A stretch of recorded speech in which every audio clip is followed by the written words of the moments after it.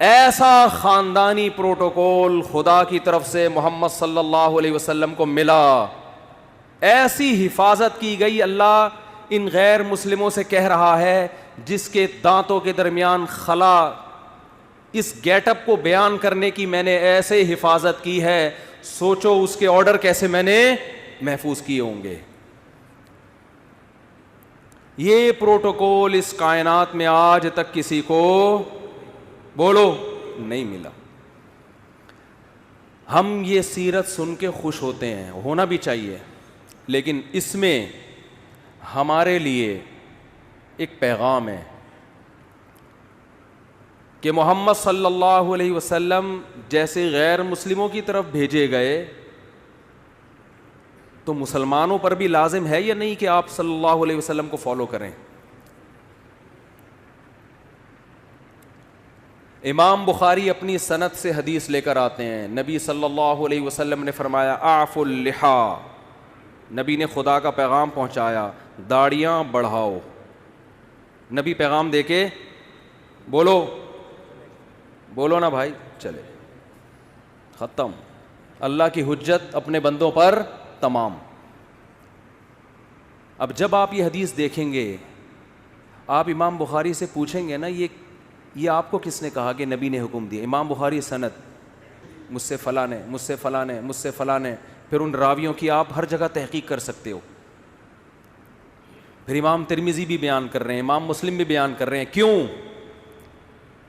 کہ کل قیامت کے دن اللہ آپ سے سوال پوچھے گا کہ میں نے اپنے میسنجر کے ذریعے پیغام پہنچایا تھا کہ اللہ کی طرف سے تمہیں حکم ہے داڑھی بولو نا بھائی بڑھاؤ. بس تمہیں اگر کوئی کنفیوژن تھی کہ پتہ نہیں حکم دیا ہے کہ نہیں دیا, تو میں نے تمہاری وہ کنفیوژن دور کر دی تھی. بس آپ کہہ سکتے ہیں اللہ اگر تیرا اتنا اہم حکم تھا تیرے حبیب کا, تو میں نے جب داڑھی نہیں رکھی تو سزا کیوں نہیں ملی؟ اللہ کیا کہے گا؟ یہ دنیا دارالامتحان تھی, دارالجزا کیا ہے؟ بولتے کیوں نہیں بھائی؟ بس اب آپ کی مرضی. مولوی صاحب بھی آپ کو یہ حدیث سنا کے جمعہ پڑھا کے گھر نکل جائیں گے, کیونکہ مولوی صاحب کا پولیس سے کوئی تعلق. قرآن کہتا ہے نا محمد صلی اللہ علیہ وسلم کے بارے میں کہ لست علیہم بمسیطر, آپ ان پر نگہبان نہیں ہیں. میسنجر کا کام حکم پہنچانا ہوتا ہے, منوانا بولو نہیں ہوتا. تو میسنجر کا کام پیغام پہنچانا بس. اسی پیغام میں جو خدا نے اپنے حبیب صلی اللہ علیہ وسلم کو دیا, اس میں حکم دیا ان کو پیغام پہنچا دو, بس آگے نہیں کچھ. لا تقربوا الزنا. اچھا کچھ پیغام ایسے ہیں جو خدا کی ذات سے نکلے ہیں براہ راست, قرآن کی شکل میں محفوظ ہوئے, کہ اس میں اے نبی ہم جب کسی کو پیغام دے کے بھیجتے ہیں, بعض دفعہ پیغام اتنا اہم ہوتا ہے کہ وہ لکھ کے دے دیتے ہیں بھائی یہ پڑھ کے سنا دو, اور بعض دفعہ کہتے ہیں یہ بھی بتا دینا, یہ بھی بتا دینا. تو اس میں میسنجر کے الفاظ اپنے ہوتے ہیں, پیغام بھیجنے والے کا ہوتا ہے. حدیث بھی اللہ کا پیغام ہے, الفاظ کس کے ہیں؟ محمد صلی اللہ علیہ وسلم کے. قرآن بھی اللہ کا پیغام, الفاظ بھی کس کے؟ اللہ کے. تو جو اللہ نے قرآن میں حکم دیا, جو پیغمبر نے قرآن پہنچایا, اور وہ بھی اسی طرح محفوظ ہے, اس میں بھی ذرہ برابر تبدیلی نہیں ہوئی. اس پیغام میں کیا ہے؟ لا تقربوا الزنا, ان سے کہہ دو کہ زنا کے قریب بھی پھٹکنے کی اجازت. بولتے کیوں نہیں. زنا کرنا تو دور کی بات. آج صبح ایک لڑکی کا فون آیا, 5 سال سے میرا ریلیشن کسی بندے سے, اب وہ شادی نہیں کر رہا. میں نے کہا بالکل ٹھیک کر رہا ہے, وہ حرام کاروں کے لیے یہی ہونا چاہیے. جب اس نے حرام مزے لے لیے تو وہ کیوں بیوی بنائے گا بھائی؟ کیوں بیوی بنائے گا وہ؟ اس کو حرام چسکے لگ گئے نا. رو رہی ہے, اس کو منع. میں نے کہا میں کیوں سمجھاؤں اس کو؟ خدا نے مرد اور عورت کو نکاح کے علاوہ کسی بھی راستے سے قریب جانے کی اجازت بولو نہیں دی ہے. محمد صلی اللہ علیہ وسلم جو گاڈ کا پیغام لے کر آئے، دیکھو غیر مسلم زنا کر سکتا ہے، کرے، وہ کہہ رہا ہے میں نہیں مانتا محمد صلی اللہ علیہ وسلم کو، اس پہ خدا خود ہی نمٹ لے گا قیامت کے دن۔ مسلمان کے پاس نبی کے حکم کے سامنے نو کا آپشن نہیں ہے۔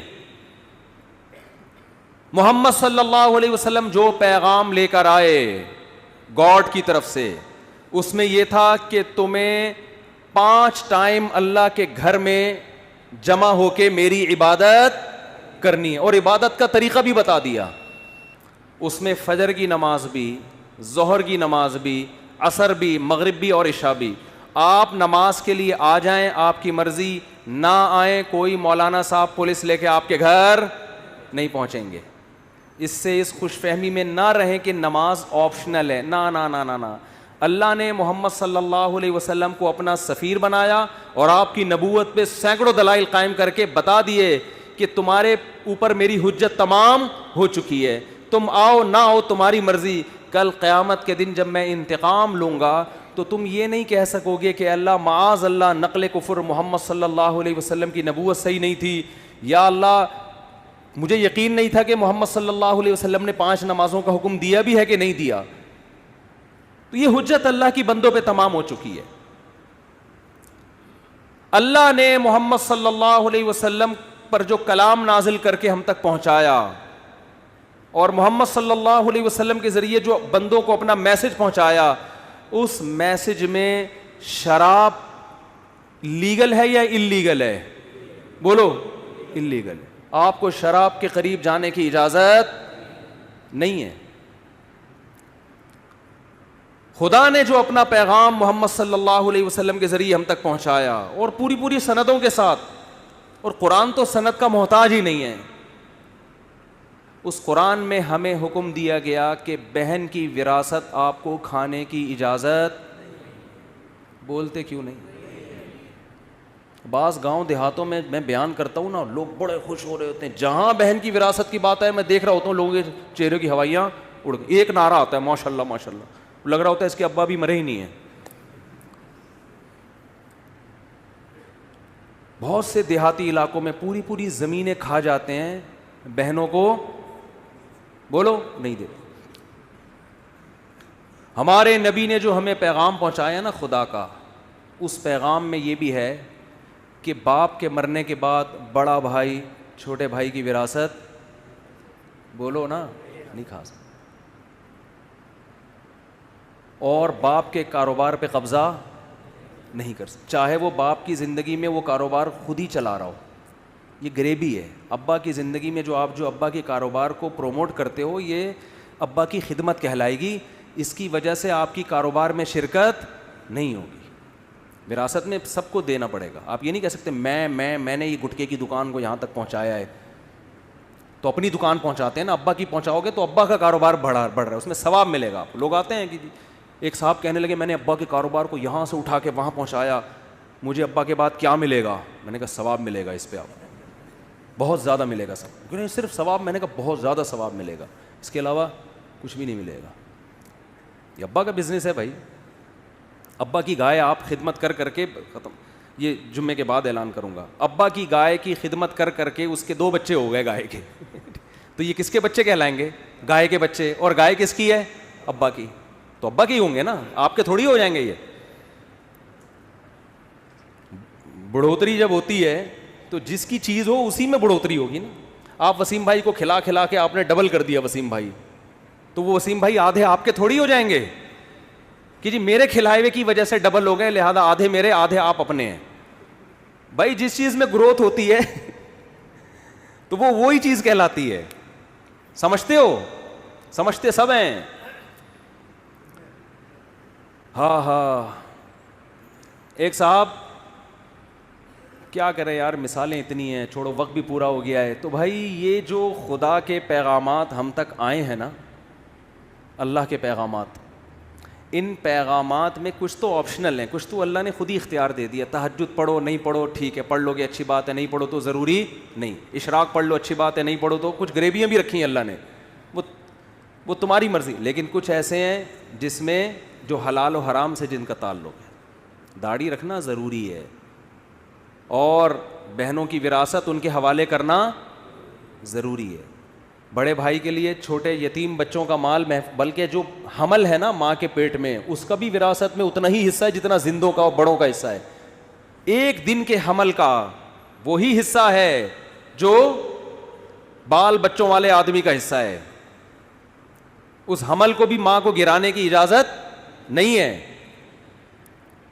تو یہ خدا کے احکامات ہیں جن میں اللہ نے 2 اور 2 4 کی طرح اپنے دین کو واضح کر دیا ہے. اور اللہ فرماتے ہیں وَلَا تَحْسَبَنَّ اللَّهَ غَافِلًا عَمَّا يَعْمَلُ الظَّالِمُونَ, ظالم جو کچھ کر رہا ہے اللہ کو اس سے غافل نہ سمجھو, کیونکہ یہ دنیا دار الامتحان ہے, دار الجزا نہیں ہے. جزا آخرت میں ہوگی. اللہ مجھے بھی محمد صلی اللہ علیہ وسلم پر حقیقی ایمان نصیب کرے, آپ صلی اللہ علیہ وسلم سے محبت نصیب کرے, اور اللہ ہمیں آپ صلی اللہ علیہ وسلم کی تعلیمات کو فالو کرنے کی توفیق عطا فرمائے.